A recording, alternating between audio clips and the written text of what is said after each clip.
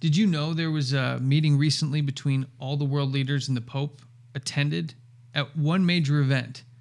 Do you want to find out why this was important? Let's find out.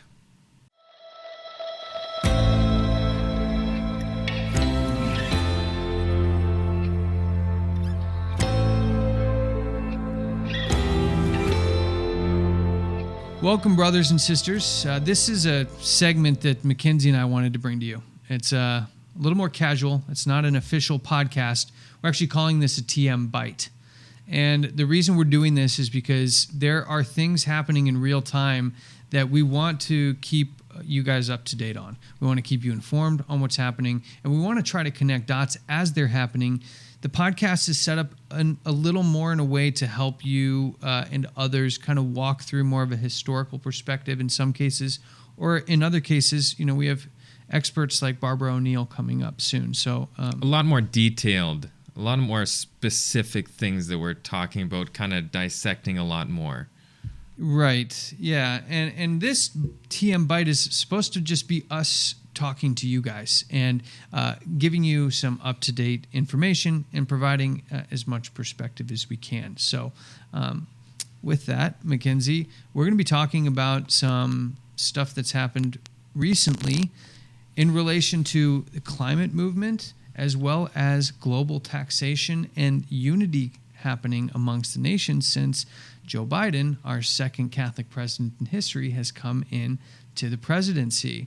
So the first thing we're going to look at today that affects all of us and will come to affect all of us in the future is this climate summit that was held recently, all digitally, but it was on April 22nd, and there were 40 international leaders there, all organized by President Joe Biden, and it had a special message given by Pope Francis. And we have some articles that we'll give you guys links to, but we're going to kind of walk you through why this was important and why this is kind of a historical step in the unity movement. Yeah, this was a very interesting event because it brought a lot of different things that we've been talking about and that Amazing Discovery has been talking about for a long time, kind of all together in one place. Yeah, and it's interesting because it's happening under the U.S. president that is a Roman Catholic. Mm-hmm. So you had Donald Trump, which was globally seen as extremely divisive. Whether you liked him or not, he was divisive. And that happened around the world. Now you see Joe Biden step in, and things are starting to change. So I'm going to read a couple of quotes to kind of give you the framework of what this climate summit was about, and what the Pope's feelings was on it, as well as who was in attendance. Okay, so this first one's from Catholic News Agency, and it's titled "Care for Nature." This is the Pope being quoted here, where he says, "I greet you who are gathered in this initiative." So this is a programmed initiative that they're looking to act on with this climate change, and it says right after that, which seems to me a happy one. So you can tell he's endorsing what they're doing at this climate summit. He's happy that it's happening. So in this, he's asking world leaders, he's actually urging them to, as he says, quote, act with courage, operate with justice, and always tell the truth to people with regard to the environment. It's an interesting concept, tell the truth with regard to everything, not just the environment. But then let's see who was at this meeting.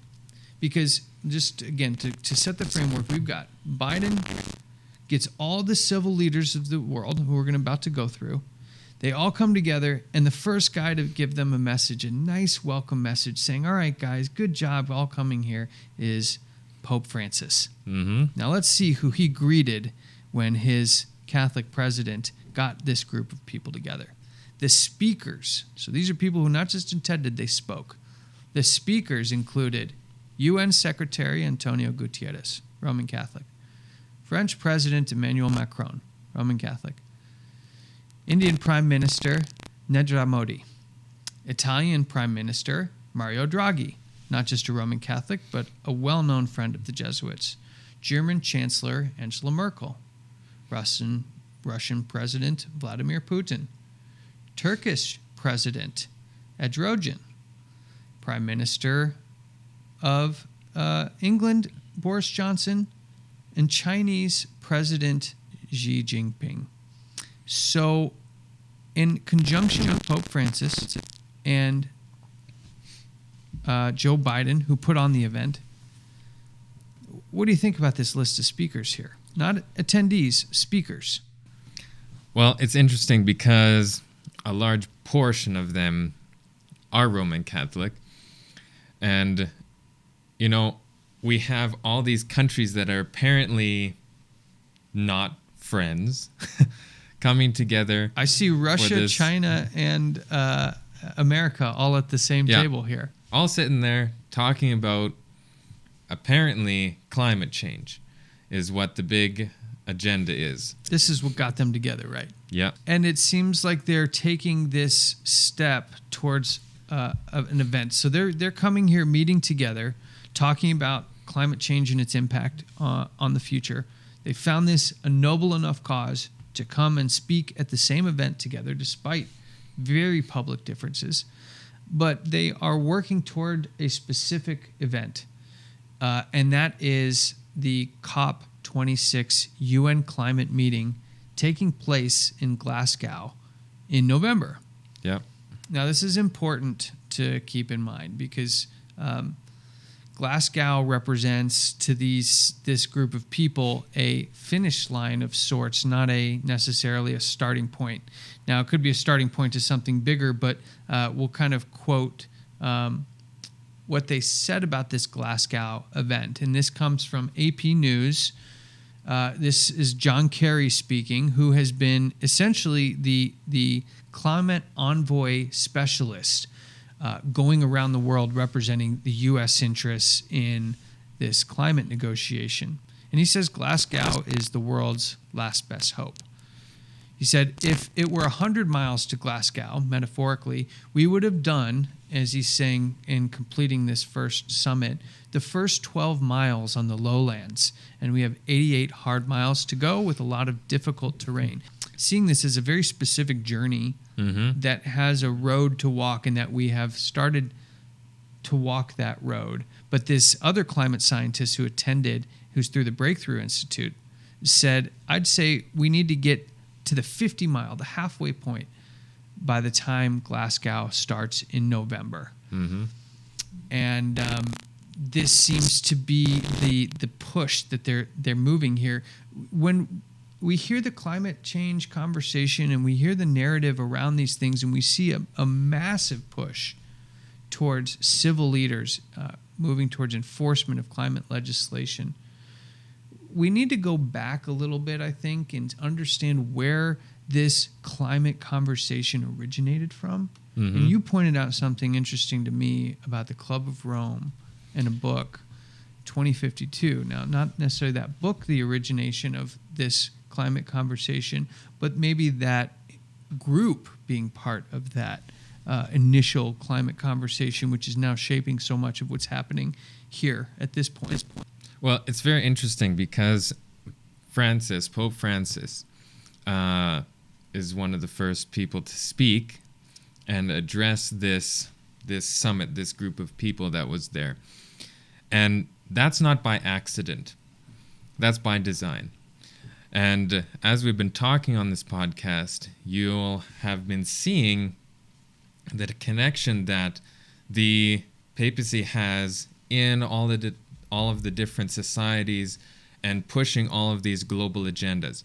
Now, like you said, there's this very interesting book called 2052. We've referenced it before. And it's from a very well-known Club of Rome member. But this is not the first piece of work that they've done. They did another thesis, Limits to Growth, which is the first part of that. And it's Club of Rome. It is what it says. It's a group of scientists put together by Rome to basically discuss the social aspect of the world. You may have heard of the Bilderbergs, which is like the financial guru guys who are, in their meetings talking about the finances in the world.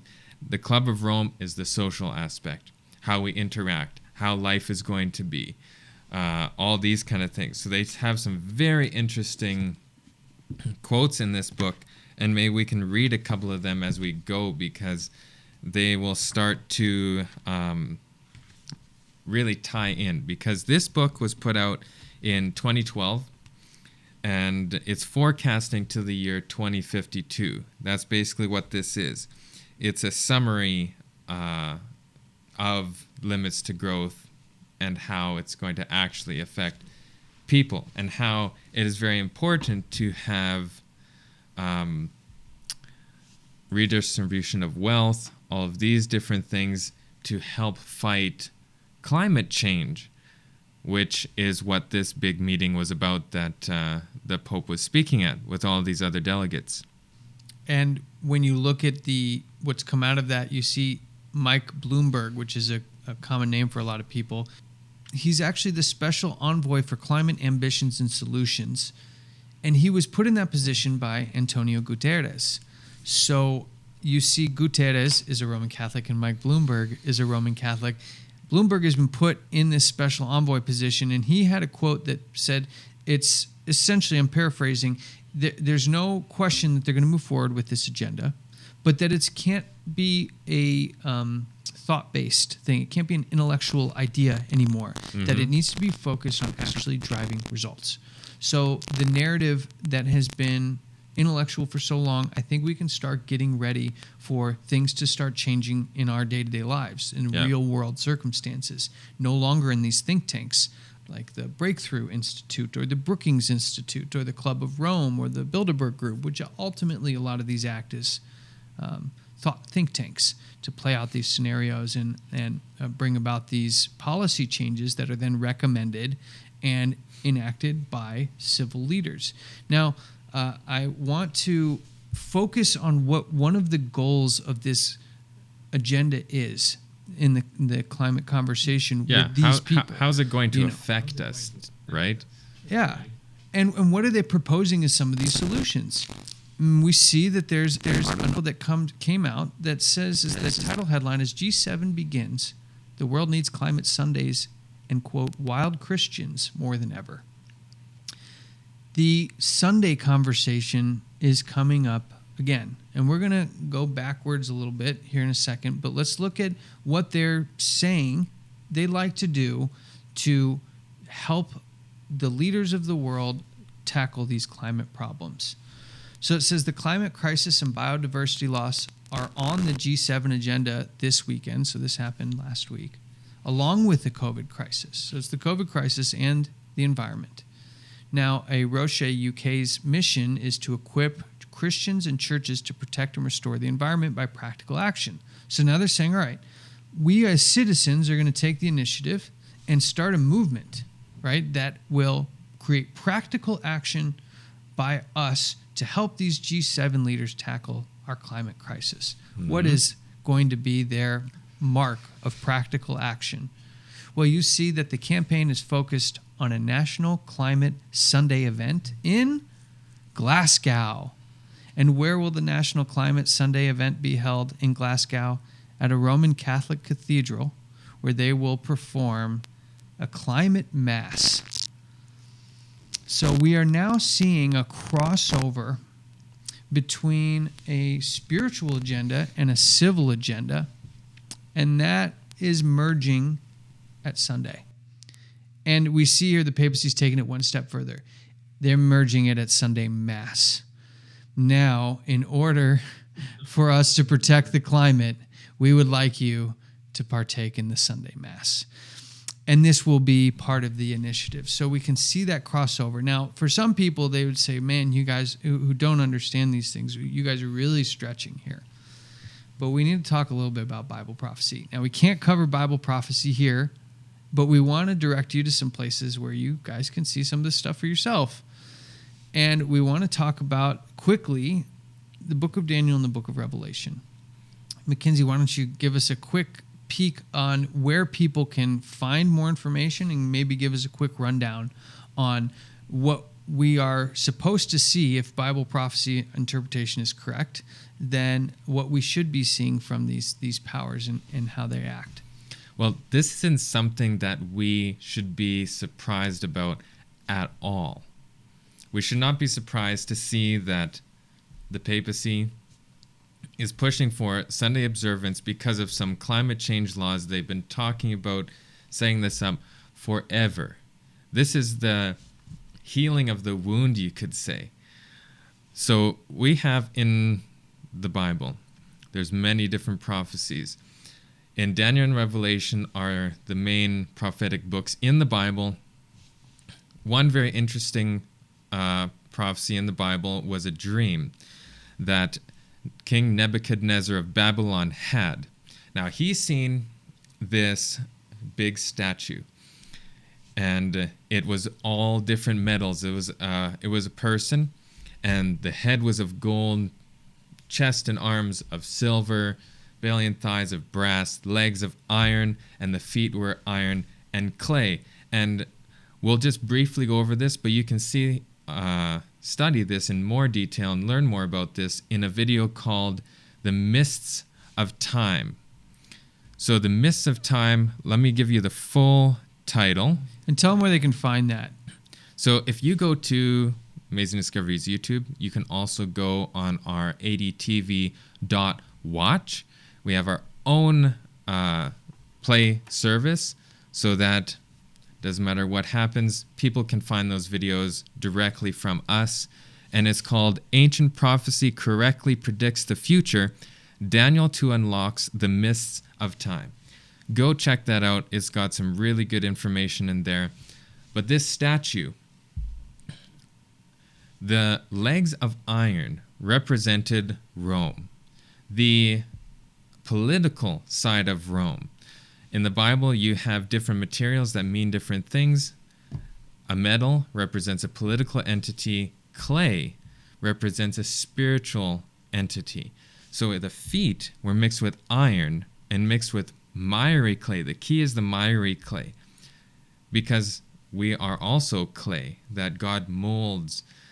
But this is miry clay, so it is contaminated clay. So you have this church-state mix, but it's with a false mixture. It's not a pure clay. It's a miry clay.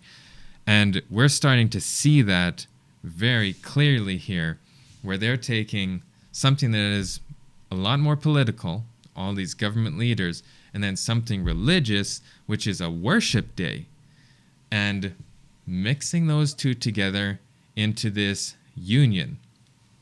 So we're seeing that. And using the civil power to do it, right? Like absolutely. That's the iron part. Yeah, the enforcement of it being... And we're going to see this happen more and more and more, where the state is going to enforce more religious type laws, which is directly against what we all stand for, which is freedom of religion, freedom of belief, all these things. Freedom of choice, individual freedom of choice, individual freedom of speech.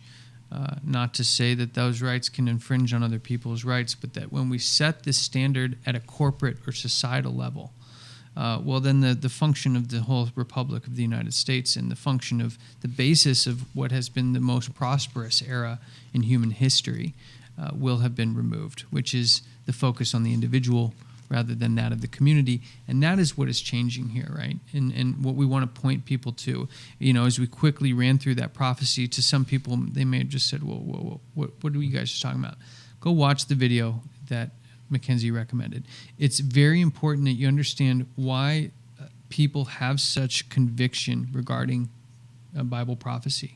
It is giving us the roadmap by which we can prepare for the future. And prepare not to change it, but prepare ourselves for it and to help others prepare. That's ultimately what we're doing here. We're just trying to help to inform everybody so they can make their own decision, not to go with what everybody's saying or to be forced to make a decision that they don't want to have to make. But just, you need to be educated on the different options, and then we leave that up to you. That's your decision. And all this is carrying our over into like things that are coming in the pipeline here. So we don't want people to be caught off guard, and we want people who've never heard this information before. If you're upset by it, well, use it as a motivation to go look into this more and find out if we're wrong. If you're inspired by it, take the time to go look at why these connections can be made with the G7 and the UN and even the World Health Organization, all linking back with the papacy and to the Jesuit order, as we've talked about in some of our previous episodes. We want to keep this short and tight, so just to keep these as bite-sized pieces for you guys. So we also want to point to one more thing, which is the G7 meeting where they talked about the global tax rate and the climate again. As well as an additional piece, which is the economic relief to poor nations. And we see when we line up the agendas of these meetings, these are the talking points of the papacy. These have been the talking points of the papacy. We'll link the articles, but we have the Pope coming out and writing a letter to the International Monetary Fund and the World Bank saying we need to increase the amount of debt relief to poor nations. Well, what was on the agenda at the G7 meeting? Increasing the amount that they supply, these G7 nations supply to the Special Drawing Rights Fund. And that is the International Monetary Fund for low-income countries.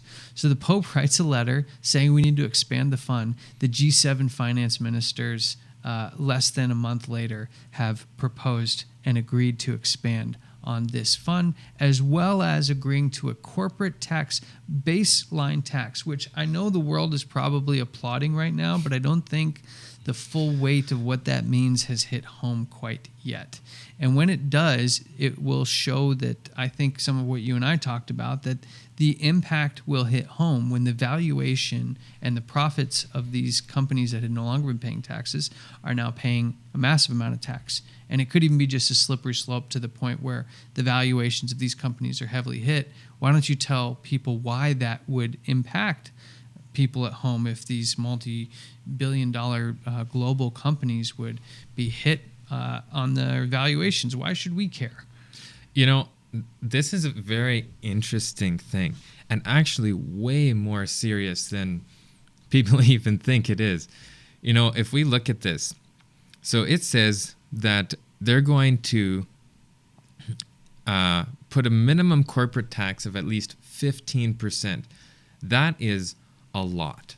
That's very high. Now, everybody, there's almost, it's like a fad, like a movement of people, you know, against corporation, against, you know, there's these terms that get thrown around. I'm just going to reference generally like big ag, you know, against big ag, big box stores, big, you know, big corporate, whatever it may be. And as much as we want to hate on them, there is a benefit that we are reaping from that. Cost of goods is lower. Even if we don't want to admit it, some of those places do supply jobs for people in other countries who, if these companies weren't there, they wouldn't have a job at all. And there's no doubt that when you add up all the Fortune 500 companies, they represent, or the NASDAQ, what I make up the NASDAQ, they represent a massive employer across the world, and generally high-paying, high-quality jobs. Yeah, it's easy to hate. You're alluding to is that they will be impacted by this in a way that maybe we're not realizing quite yet. Yeah, and you know, it's easy to talk bad about these big companies, but the one thing that you have here, and if you don't have upper level income people, big companies, you actually lose the middle class, which people don't think that they're connected, but they are, because the high class, the big companies are what give jobs to the middle class. If you don't have big logging companies who are making wood, you know, their log prices have been going through the lumber prices have been going through the roof lately. It's easy to point fingers, but these companies have to, you know, keep a lot of jobs in place, thousands and thousands of people in place. Other companies where they are giving work to a lot of people. Now, one of the points going back to this book, to this Club of Rome, is this isn't new ideas. Everybody thinks that this redistribution of wealth, this taxing the rich, we got to get rid of the rich because then the poor will come up. I want to read a couple quick little things. We're probably going a little bit long, but it's very interesting, some of the things that they're pointing out in this book. The gradual closing of the income gap between rich and poor countries will further add to the cost of maintaining current lifestyle in the West. So they're actually saying it's going to cost more to live if you narrow that gap. And they're saying they want to narrow that gap, which is very interesting. Also, productivity growth in the rich capitalistic world will lag. So it's going to go down because of continuing social frictions and strife due to growing levels of inequity. And as a total result, Western styles of consumption will wane, providing more room for emerging world to catch up. So they're trying to suppress the first world countries in order the growth of first world countries, so that way other poor countries can catch up. Yeah, exactly. That's the mindset of that, right? So then we have another spot here where the author in his thesis says the stagnation and subsequent decline of the global economy is a huge advantage. So they think this is a great thing. This beneficial peak and decline in the total pie will have another consequence. It will uncover a totally different pattern of distribution among the regions of the world. Average consumption per person will be even higher, which is interesting. And then it says, the details of my forecast show that this result, some of the rich getting poorer and the poor getting richer. But then he clarifies. Closer to the end of the book, I'll skip some of these. There's a question close to the end of the book on page 239. Will I be poorer? Some of us will, others will not. In order to give a clear answer, the question must be asked more precisely. The question must be, will I be poor compared to X?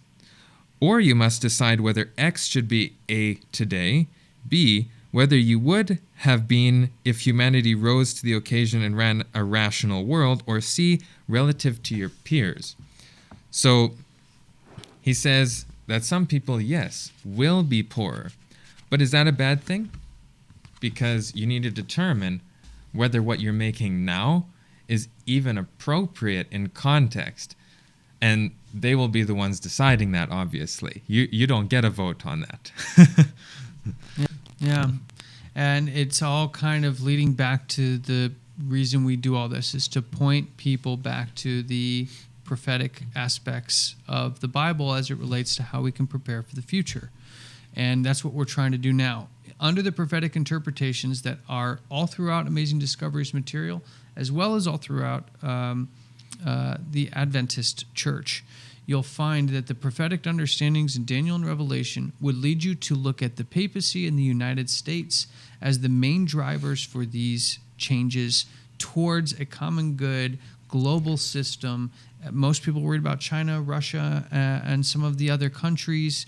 But what we see is that the key players are the papacy in the United States. And when we understand that, we'll start to see all these world events fit into the context. And that's exactly what we've seen with the G7 meeting. That's exactly what we saw with the climate summit. And it's exactly what I think we're going to continue to see through Glasgow in November, as well as on into 2022 and into the future. They're going to use, and have been very clear, that they're going to use this decade as a decade of transformation, and I think we're starting to see what the focus of that transformation is. But I believe that's all the time we have. If we went a little long, we apologize. It's just because we want to get you guys as much content as possible so you're up to speed on what's happening. Make sure to hit the like button. Make sure to hit subscribe and your notifications. If you want to get more like this, we're going to try to be putting out more of these as these relevant events happen so you guys can be caught up on everything. We pray that God blesses each and every one of you to spread the word according to the lights you've been given. Thanks, Mackenzie. Thanks, Matt, and thank you for everybody else for watching. We'll see you next time.